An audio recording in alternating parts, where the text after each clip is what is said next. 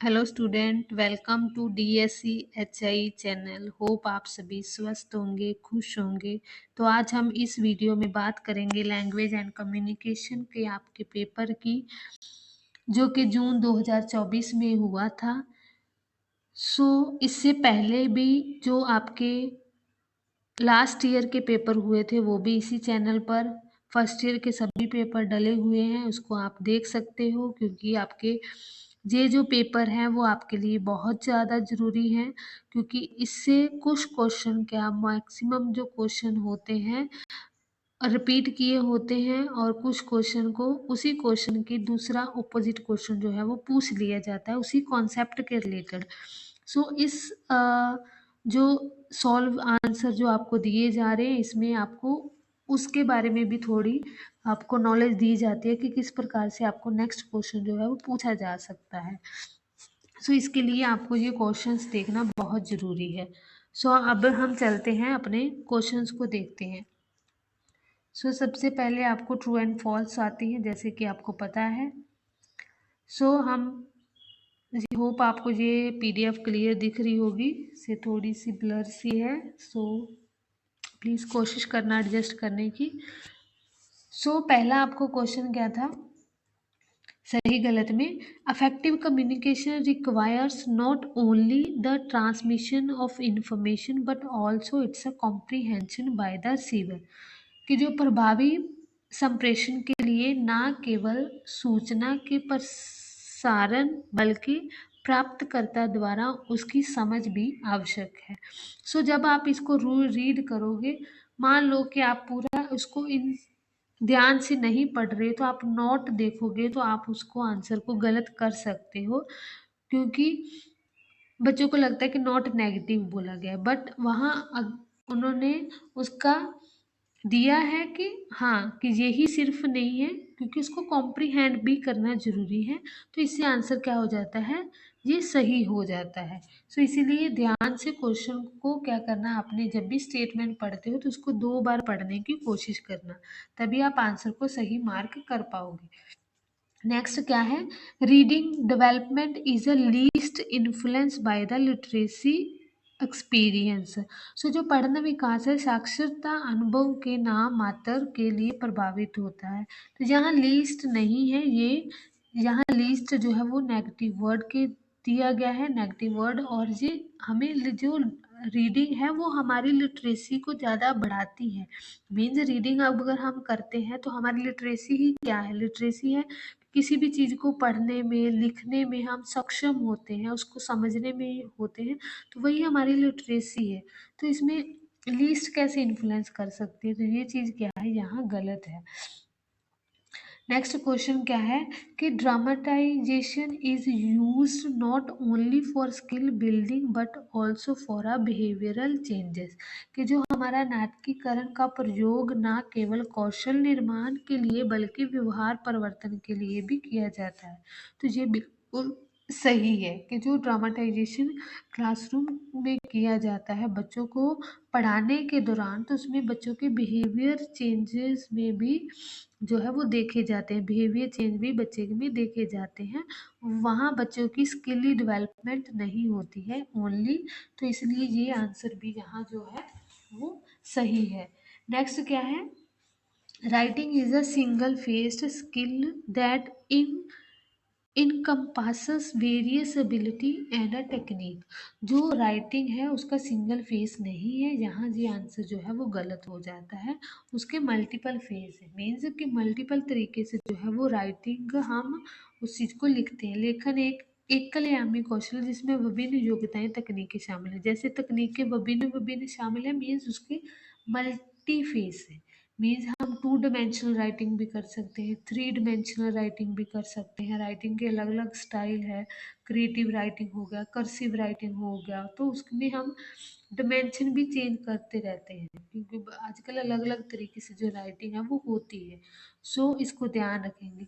Lack of standardisation is the strength of teacher made test. जो teacher में test है वो स्टैंडर्डाइज नहीं है, ये उसकी कमी है। मानकीकरण का अभाव शिक्षक द्वारा बनाए गए प्रशिक्षणों का की ताकत है। तो ये इसकी ताकत नहीं है, ये वीकनेस है। तो ये भी जो है हमारा आंसर क्या है, यहाँ गलत है दिया गया है। सो इस प्रकार से आपने क्वेश्चन को जब एक बार पढ़ोगे तो हो सकता है कि आपको आंसर क्लियर ना टिक लगे। सो आपको इसको 2 बार पढ़ने की जो है वो कोशिश करनी है। ठीक है। सो नेक्स्ट क्या है आपका मल्टीपल चॉइस क्वेश्चन, जिसमें कि आपको पहला क्वेश्चन क्या दिया गया है, which historical person is often associated with the promotion of oralism in the deaf education. So किस ऐतिहासिक व्यक्ति को अक्सर श्रवण दिव्यांग शिक्षक में मौखिकवाद को बढ़ावा देने के साथ जोड़ा जाता है। मीन्स ये ऑरलिज्म को प्रमोट करते हैं। दिया जो है वो सैमुअल हेनिक्स ने इसको दिया है, बट प्रमोशन जो ज़्यादा से ज़्यादा इनको बढ़ावा किसने दिया है, एजी बेल या अलेक्जेंडर ग्राहम बेल। ये क्वेश्चन लास्ट ईयर क्वेश्चन में भी पूछा गया था एज इट इज। सो आप इसको ध्यान में रख कर जाओगे क्योंकि कुछ क्वेश्चन रिपीट होते हैं। नेक्स्ट क्वेश्चन क्या है, which of the following best describe the educational setting typical associated with the oralism. So जो टिपिकली जो ऑरलिज्म के साथ जो है वो शो करता है, जहाँ ऑरलिज्म को ही पढ़ाया जाता है, वो कौन से स्कूल होंगे, residential school for the deaf. ठीक है, जो रेजिडेंशियल स्कूल होंगे उसी में ऑरलिज्म को फोकस किया जाता है। ठीक है, मेन स्ट्रीम में जो है वो नहीं हो सकता क्योंकि ऑरलिज्म जो एक अलग फिलॉसफी है, उसमें अलग तरीके से उसकी स्ट्रेटजीज को यूज़ किया जाता है, बट नॉर्मल मेन स्ट्रीम में ये चीज़ें नहीं होती हैं क्योंकि उसमें बच्चों को वर्बली क्लू अच्छे से उसको बोलना, किस प्रकार से ओरल क्यूज दिए जाते हैं, आरल ओरल पर बच्चे को फोकस किया जाता है। इसमें हो सकता है कि शिक्षक जो है मेन स्ट्रीम में जो बच्चा क्लासरूम के दौरान अगर शिक्षक बोल रहा है तो हो सकता है कि वो ब्लैक बोर्ड की और लिखता लिखता साथ में बोले, तो वहाँ ऑरलिज्म फॉलो नहीं होता है क्योंकि ऑरलिज्म जो है वो फोकस करता है कि फेस पर पूरा अच्छे से लाइटिंग हो, शिक्षक जो है वो बच्चों की ओर देख कर ही बोले, ज़्यादा मूवमेंट ना हो। तो इस तरीके से ऑरलिज्म पर ये चीज़ें को ध्यान में रखा जाता है। ठीक है, नेक्स्ट जो है स्पेशलाइज, तो स्पेशल में साइन लैंग्वेज को प्रमोट किया जाता है। डेफ कम्युनिटी सेंटर में भी साइन लैंग्वेज में ही बात की जाती है ज़्यादातर। सो नेक्स्ट क्या है, which of the following is not a commonly used for standardise language test in India. So India में कौन सा जो टेस्ट है वो स्टैंडर्डाइज यूज़ नहीं होता है लैंग्वेज के ऊपर। सो सेट जो है वो यूज़ नहीं होता है इन इंडिया में, ये फॉरेन में यूज़ होता है। सो एलपीटी आपका फॉर्मल टेस्ट है।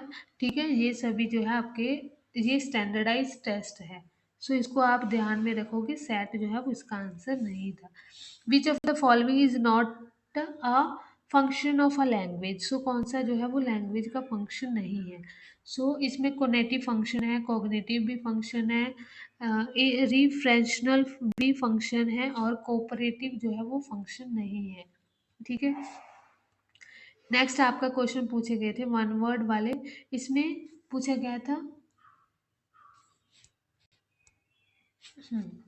सो who is term as the sender in a communication process. तो हम कम्युनिकेशन प्रोसेस में देखते हैं कि 2 वे कम्युनिकेशन होता है, एक वे में कम्युनिकेशन नहीं होता है।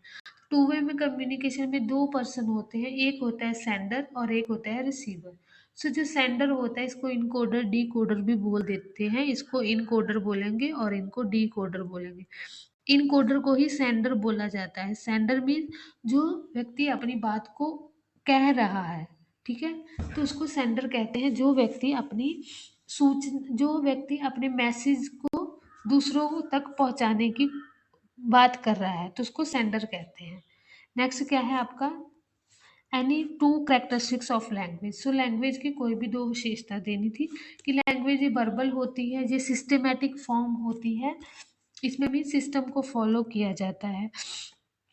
सो इस प्रकार से ये आर्बिट्रेटरी होती है कि मीन जिसमें किसी भी प्रकार का कोई ये किसी के साथ लिंक नहीं करती है, कि जो भी भाषाएं हैं वो किसी के साथ लिंक नहीं होती एक दूसरे के साथ। जैसे ये भाषा है तो भाषा इसका शब्द जो है वो क्यों दिया गया है, ये इसका कोई मीनिंग नहीं है कि भाषा हम कैसे मान लें कि ये भाषा है।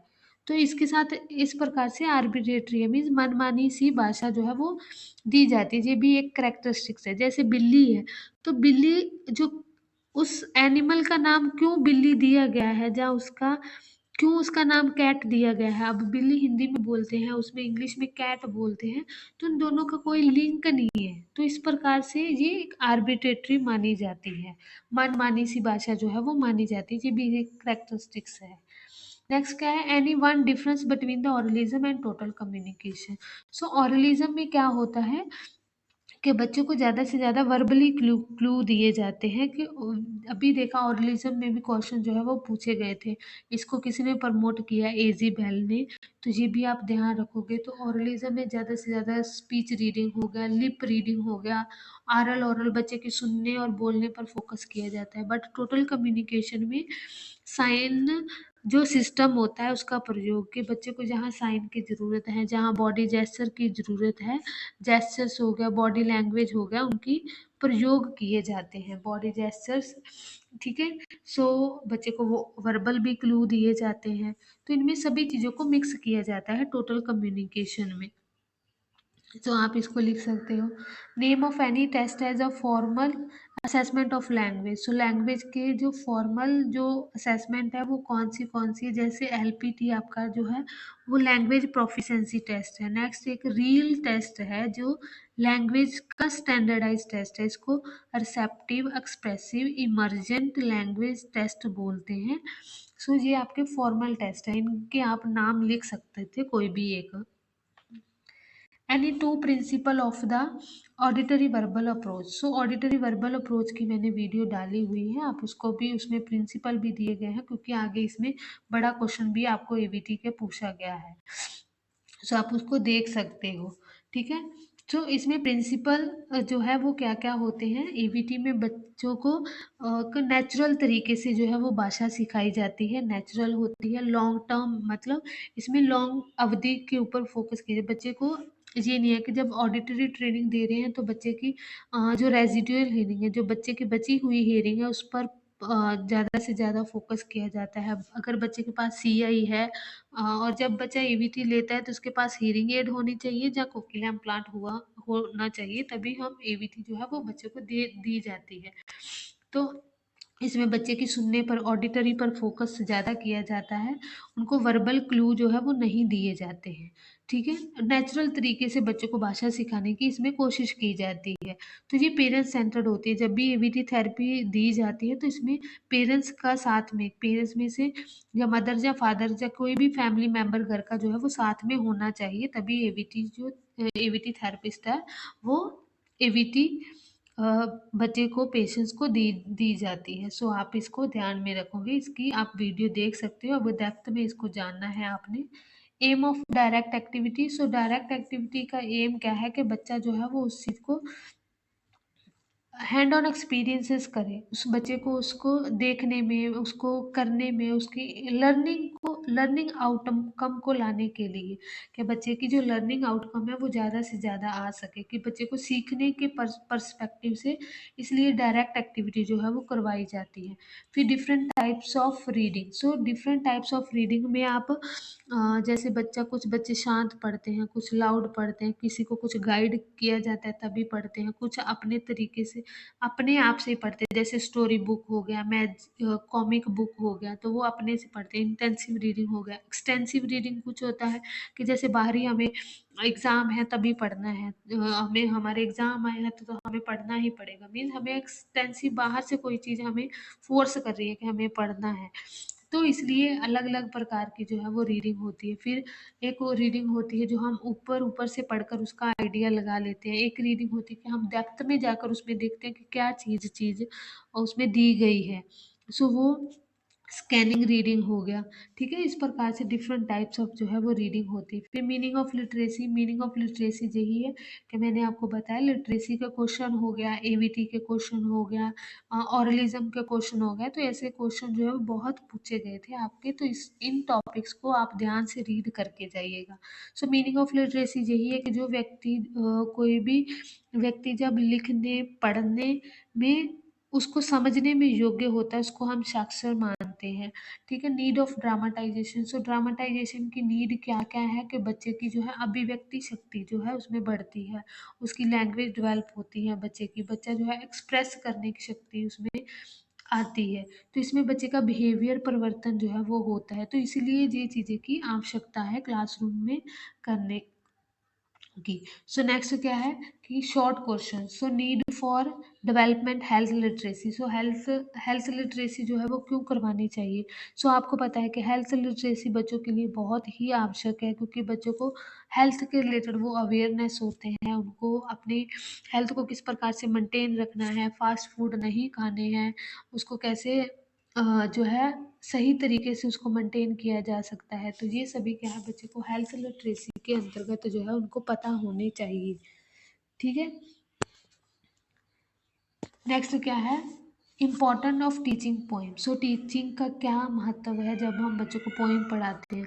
इसमें बच्चों की लैंग्वेज डेवलप होती है, बच्चों को एक लय समझ में आती है, बच्चों को कल्चर पता चलता है किस प्रकार से जो है वो दिया जा रहा है। तो ये सभी अंदर से बच्चे की वर्ड वोकेबलरी जो है वो बिल्डअप होती है। तो ये सभी बच्चों के लिए बहुत ज़रूरी है। नेक्स्ट क्या है difference between the natural and structure. Natural method क्या होता है जी, डेफ बच्चों को पढ़ाने के लिए क्या किया जाता है, deaf natural method, structure method, एक होता है कंबाइंड मेथड जिसको मिक्स्ड मेथड भी बोलते हैं, कंबाइंड या मिक्स्ड, मिश्रित मेथड जिसको बोलते हैं। इन दोनों को ही मिक्स करके वो बनाया जाता है, प्लस करके मान लो। तो नेचुरल मेथड में नेचुरल सिचुएशन के अकॉर्डिंग कि जैसी एक नेचुरल परिस्थितियाँ है उसी कन्वर्सेशन के थ्रू ही बच्चों को पढ़ाया जाता है। बट स्ट्रक्चर में क्या होगा, बच्चे को स्ट्रक्चर करके जैसे subject plus verb plus object, grammar के नियमों पर फॉलो करना है, किस प्रकार से वो लागू होते हैं, किस प्रकार से वर्ड वोकेबलरी यूज करनी है, उन पर ज़्यादा फोकस किया जाता है, स्ट्रक्चर को ध्यान में रखा जाता है। ठीक है, सो ये उनका डिफरेंसेस है। मिक्स्ड में दोनों को साथ में ही लेकर चलते हैं। सो नेक्स्ट क्या है concept of basic language competency. So basic language competency जैसे LSRW है, इनके बारे में बच्चे को पता होना चाहिए कि ये बेसिक लैंग्वेज कॉम्पिटेंसी, बच्चा लिसनिंग अच्छे से करता हो, उसको स्पीक अच्छे से बोल पाता हो, बच्चा रीड अच्छे से कर पाता हो, राइट अच्छे से लिख पाता हो अपनी भावनाओं को, अपने विचारों को। ठीक है, और उनको उनकी व्याकरण हो गया, ठीक है, उनकी वर्ड वोकेबलरी पता होनी चाहिए, और जो डेली के जो उनको बेसिक डेली के जो सिचुएशन है उसको अपने आप में अभिव्यक्त करना जो है वो अच्छे से आना आना चाहिए। तो ये सभी क्या है उसमें लैंग्वेज, बेसिक लैंग्वेज कॉम्पिटेंसी जो है वो इन्हीं के आधारित होती है। नेक्स्ट क्वेश्चन क्या है आपका, impact of literacy on reading in a children. So जो रीडिंग के ऊपर क्या क्या इम्पैक्ट पड़ता है बच्चों की। सो इसमें जैसे बच्चों की वर्ड वोकेबलरी इम्प्रूव होती है, बच्चे की लैंग्वेज कॉम्प्रीहेंशन, जो जो बच्चा रीड करता है आपकी कॉम्प्रीहेंसिव, आपकी समझ जो है वो बढ़ती जाती है। फिर आपका जो कॉग्निटिव लैंग, आपका जो स्वयं का ज्ञान है वो बढ़ता है, आपकी क्रिटिकल थिंकिंग जो है वो, आपकी सोचने की स्किल जो है वो भी बिल्डअप होती है। फिर आपकी इन्फ्लुएंस, जो जो आप रीडिंग करते हो आपकी इन्फ्लुएंस भी बेहतर होती जाती है, मीन्स आप उसको फास्टली और करेक्ट वे में बोल पाते हो। ठीक है, और अंडरस्टैंडिंग जो है वो आपकी बिल्डअप होती है के रीडिंग जब करते हो। नेक्स्ट क्या है features of teacher made test. So teacher made test में क्या क्या आता है कि जैसे वो फ्लेक्सिबल होता है, कि टीचर के द्वारा बनाया होता है, और टीचर ने जो ऑब्जेक्टिव बनाए होते हैं वो उसके लिए टीचर क्या करता है एक टेस्ट बनाता है कि क्या वो ऑब्जेक्टिव को बच्चा जो है वो मीट कर पा रहा है। बच्चे की डायग्नोस किया जाता है, डायग्नोस करने के लिए कि क्या जो मैंने टीचर ने ऑब्जेक्टिव बनाए थे क्या बच्चे में उसने अचीव किए कि नहीं किए, उस चीज़ को देखने के लिए ये एक सिंपली वे में बनाया जाता है कि बच्चे की नीड को ध्यान में रखते हुए सिंपल डिज़ाइन किया जाता है, इतना कॉम्प्लेक्स वे में नहीं किया जाता है। तो ये सभी क्या है उसकी फीचर्स हैं। नेक्स्ट आपके जो है वो बड़े क्वेश्चन है, इसको ध्यान में रखिए। ये क्वेश्चन जो है आपको एप्लीकेशन बेस्ड पूछे गए थे, आपकी क्रिटिकल थिंकिंग के बेस पर भी आप सोच सकते हो, जहाँ आउट ऑफ बॉक्स आपको सोचने के लिए पेपर में ये क्वेश्चन जो है वो सिचुएशन जहाँ आपको एक दिया गया था सिचुएशन के आपने इस प्रकार से बनाना था। तो teacher made story, teacher made test के ऊपर बहुत सारे क्वेश्चन पूछे गए थे। तो टीचर मेड स्टोरी में आपने बनाना था 3 साल के बच्चे के लिए जो कि deaf and hard of hearing है, उसके लिए आपने खुद से स्टोरी क्रिएट करनी थी और उसमें जो जो लैंग्वेज पॉइंट आने थे उसको किस प्रकार से थ्रू द स्टोरी बच्चों को कैसे इम्फसिस करते हुए आपने पढ़ाना था, वो सब जो है यहाँ दिया गया था। और उसी के साथ दूसरी ऑप्शन भी उन्होंने ऐसी डाल दी कि जो आपको एप्लीकेशन बेसिक है, आप कोई भी एक क्वेश्चन को लेना ही पड़ेगा और क्वेश्चन भी आपका 8 मार्क्स का पूछा गया था। तो इस प्रकार से आपने ध्यान में रखना है कि क्वेश्चन कभी बार दोनों ही इतने एप्लीकेशन बेस्ड होते हैं जहाँ हार्ड पूछ लिए जाते हैं कि जो आपको एक ऑप्शन चूज करना ही पड़ेगा। और राइम भी वो नहीं कि जो क्लास में दी बुक्स में दी गई है, उन्होंने बोला टीचर मेड जो कि टीचर द्वारा बनाई गई राइम है उसको आपने लेना है। ठीक है, तो उसको एक्सप्लेन करने थे लैंग्वेज पॉइंट, ऐसे क्वेश्चन थे आपको ये वाले। फिर आपको एवीटी मैंने बोला कि एवीटी या एवीए, ठीक है, ऑडिटरी वर्बल अप्रोच, और इसके बेनिफिट क्या है, इसकी वीडियो पूरी डली हुई है, आप इसी चैनल पर जाकर देख सकते हो। नेक्स्ट आपको एजुकेशनल बाइलिंगुअलिज्म पूछा गया है कि किस प्रकार से बच्चों को हम एजुकेशनल बाइलिंगुअलिज्म करवाते हैं। सो ये सभी जो है वो CWHI वाले बच्चों को ध्यान में रखते हुए ओरलिज्म पर जैसे फोकस किया गया है, स्ट्रक्चरलिज्म हो गया, ये टोटल कम्युनिकेशन हो गया, एवीटी के ऊपर फोकस किया गया है, लैंग्वेज लिटरेसी के ऊपर हो गया, रीडिंग लिटरेसी के ऊपर हो गया, हेल्थ लिटरेसी के ऊपर हो गया। तो ये सभी पॉइंट्स जो है वो आपको रेपिटेटिव इस क्वेश्चन में ही पूछे गए हैं। सो आप जो है इनको ध्यान में रखकर जाइएगा तो आप अच्छे से जो है अपने जो सिलेबस है उसको रीड आउट करके जाइएगा। और ये आप आज आपका लैंग्वेज एंड कम्युनिकेशन का पेपर था। Thank you so much, take care.